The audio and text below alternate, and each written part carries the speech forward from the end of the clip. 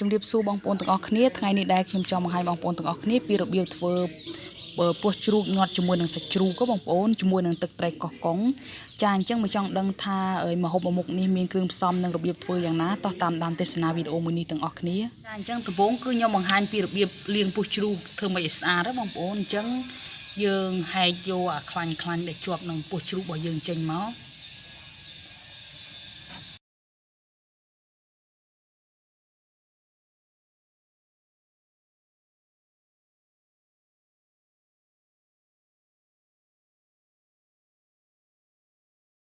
តបមកយើងដាក់អំបិល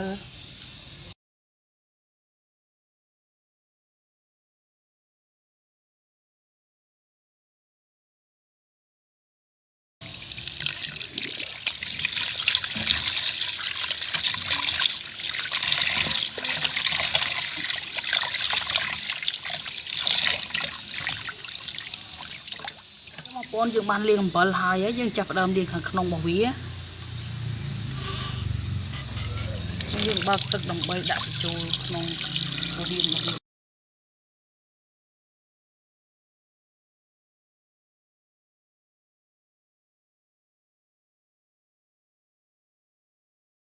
ចាប់តមកយើងយកឈើចង្កឹះមកដើម្បីចាក់លាងខាងក្នុងរបស់វាយើងក្លិតវាចូលក្នុងទៅ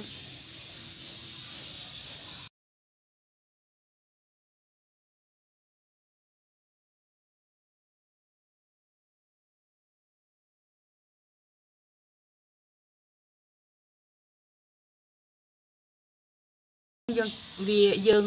ក្លិតយកខាងក្នុងរបស់វាចេញហើយអញ្ចឹងយើងលាងជាមួយនឹងអំបិលតិចទៀតដើម្បីឲ្យវាជ្រះស្អាតណា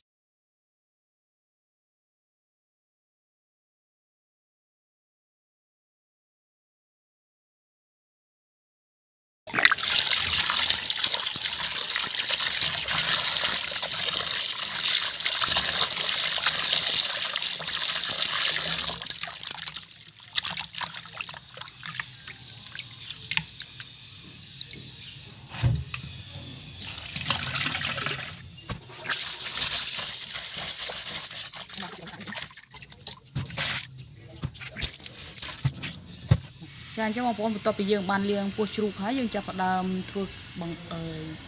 ប្រាប់ពីរបៀបធ្វើអញ្ចឹងយើងមានខ្ទឹមស 5-6 កំពឹសមក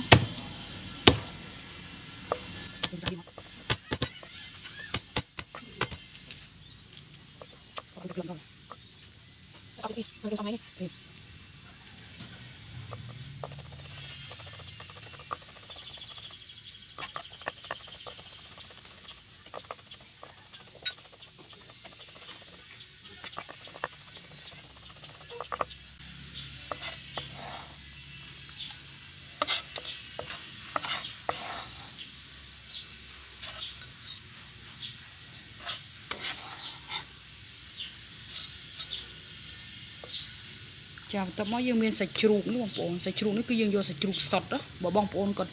ចង់ដាក់សាច់ជ្រូក3ជាន់ក៏បានដែរអញ្ចឹងសាច់ជ្រូកសុទ្ធនេះគឺយើងហាន់វាឲ្យតូចៗហើយយើងចិញ្ច្រាំវាឲ្យម៉ត់ណា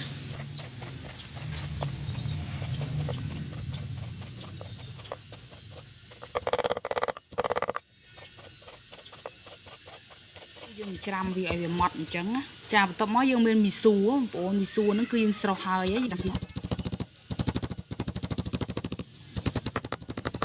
ចាបន្ទាប់មកយើងដាក់ខ្ទឹមសដែលយើងបានច្រាំហើយនឹងចូលបងប្អូន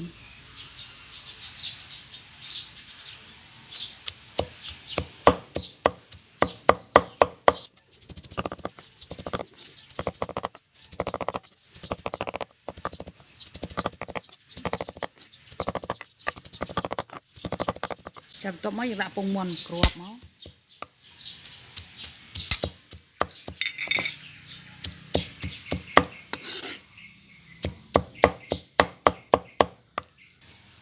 ចាប់បន្ទាប់មកយើងមានម្រេចម៉ត់ទៅបងប្អូនម្រេចដាក់តាមចូលចិត្ត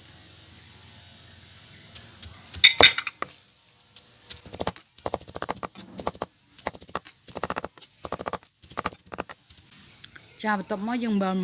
មានអំបិលរ៉ូឌីបន្តិចណាប្រហែលជាកន្លះស្លាបព្រាបាយកន្លះចុងស្លាបព្រាបាយបងប្អូន ចាអញ្ចឹងចំពោះសាច់ដែលយើងច្រាំសម្រាប់ញាត់ហ្នឹងគឺយើងអត់ត្រូវការប្រៃទេបងប្អូនយើងត្រូវការល្ហែមតោះមកយើងមានប៊ីចេងហ្នឹងកន្លះចុងស្លាបព្រាបាយដែរ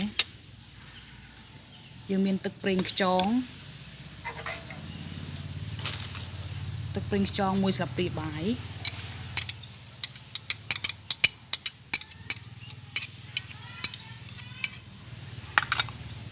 ស្ករ1ស្លាបព្រាបាយដែរ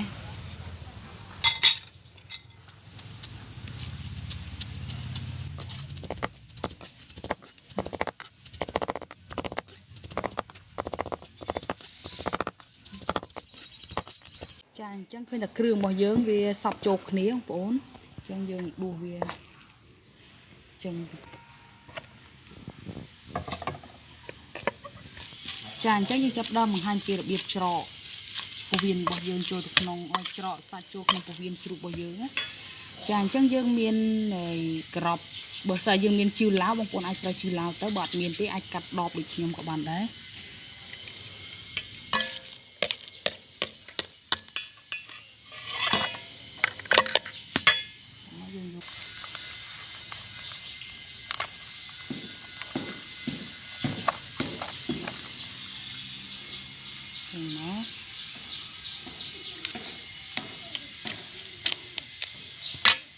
យើងមានចង្កឹះមួយដើម្បីចាក់វាឲ្យចុះទៅក្រោម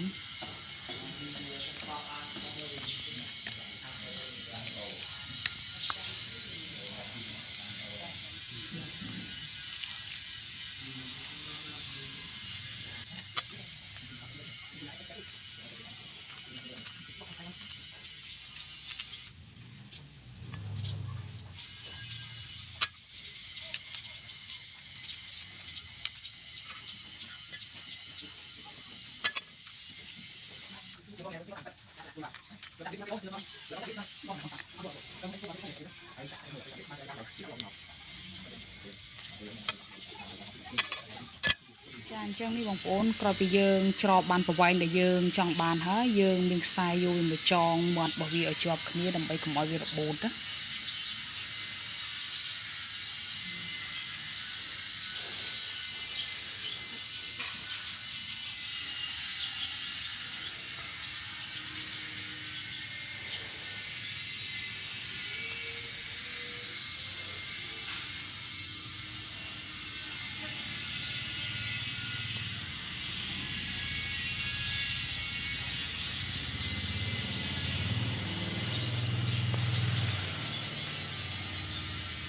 បងប្អូនចាហើយយើងនឹងយកវាទៅស្ងោរអានេះបងប្អូនបន្ទាប់ពីយើងបានច្រកសាច់របស់យើងចូលក្នុងពោះជ្រូកហើយយើងចាប់ផ្ដើមយកវាមកស្ងោរសិនណាបងប្អូនចាអញ្ចឹងនេះទឹកដែលខ្ញុំបានដាំហើយយើងដាក់គល់ស្លឹកគ្រៃហើយនឹងរំដេងតិចស្លឹកក្រូចសើចដើម្បីឲ្យវាឈ្ងុយណា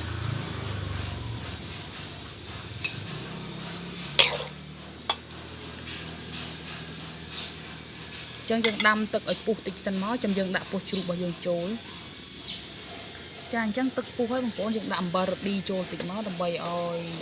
ពេលដែលយើងស្ងោរទៅវាមានរសជាតិកុំឲ្យវាអត់រសជាតិសោះអញ្ចឹងយើងដាក់ពោះជ្រូកដែលយើងបានញាត់ជាមួយនឹងសាច់រួចហើយហ្នឹងដាក់ចូលមកគឺយើងស្ងោរវា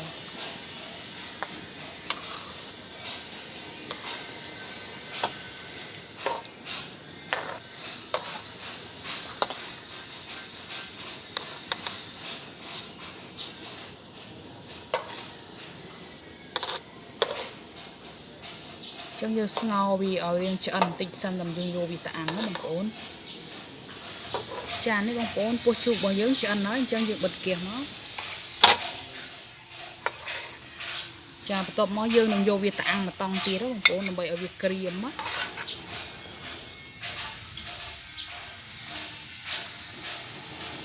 ចានេះបងប្អូនយើងបានស្ងោរហើយយើងកាត់ខ្សែចំណងរបស់យើងចេញមកហើយយើងយកវាមកអាំងណា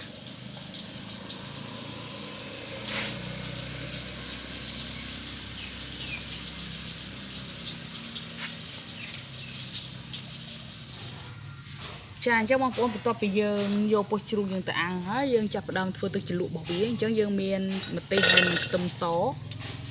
ញ្ចឹងយើងលីងវាឲ្យឈ្ងុយតិចមក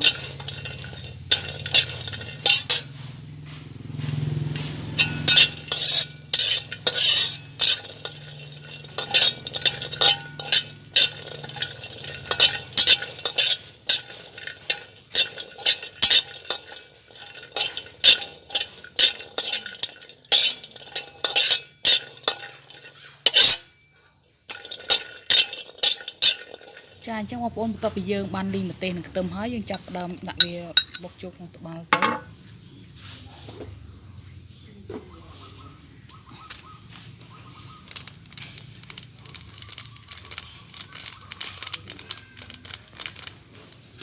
អំបិលរ៉ូឌីកន្លះចុងស្លាបព្រាបាយប៊ីចេងកន្លះចុងស្លាបព្រាបាយ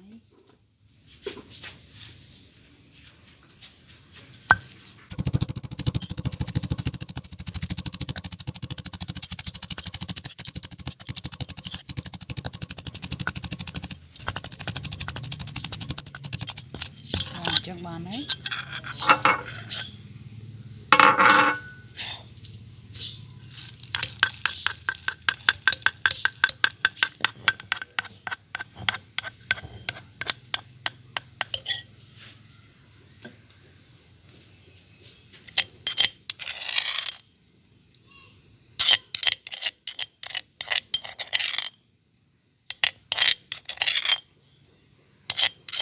ចានេះបងប្អូនបន្ទាប់ពីយើងបុកខ្ទឹមហើយនឹងម្ទេសហើយយើងដាក់ស្ករត្នោតហ្នឹងខ្ញុំដាក់2ស្លាបព្រាបាយបងប្អូនហើយខ្ញុំដាក់2ស្លាបព្រាបាយចូលមកស្ករត្នោតរបស់យើងបើបងប្អូនខ្លះក៏អត់ចូលចិត្តផ្អែមខ្លាំងក៏អាចដាក់ត្រឹមតែ1ស្លាបព្រាបាយសិនបានហើយ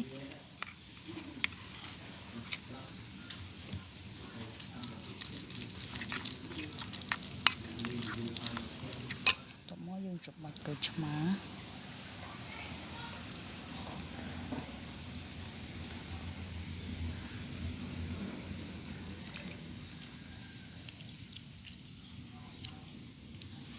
ក្រូចឆ្មា2ចំណិតសិនមក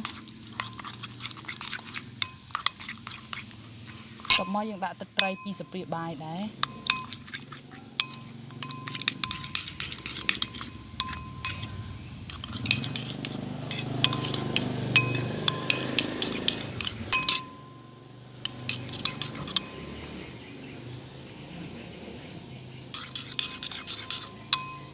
ចានេះរួចរាល់ហើយបងប្អូនទឹកត្រីរបស់យើងអញ្ចឹងយើងលាយទឹកលាយគ្រឿងបន្តិចដើម្បីយកវាទៅលាបនៅលើពោះជ្រូករបស់យើងដាក់ប្រេងឆាចូលតិចមក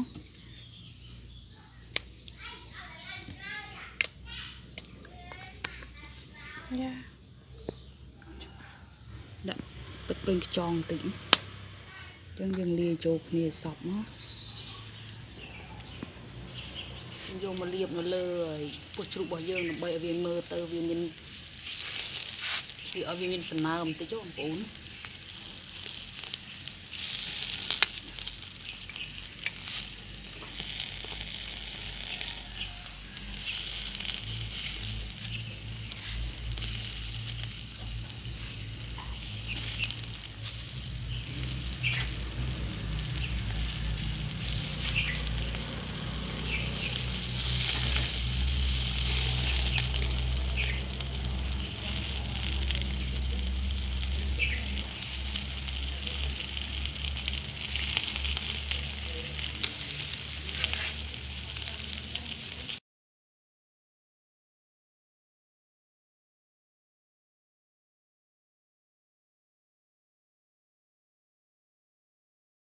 ចាអញ្ចឹងរួចរាល់ហើយបងប្អូនសាច់ជ្រូកញាត់ជាមួយនឹងពោះជ្រូករបស់យើងចាអញ្ចឹងក៏សូមអរគុណច្រើនចំពោះបងប្អូនទាំងអស់គ្នាដែលតាមដានទស្សនាវីដេអូមួយនេះតាំងពីដើមរហូតដល់ចប់ចាសូមអរគុណច្រើន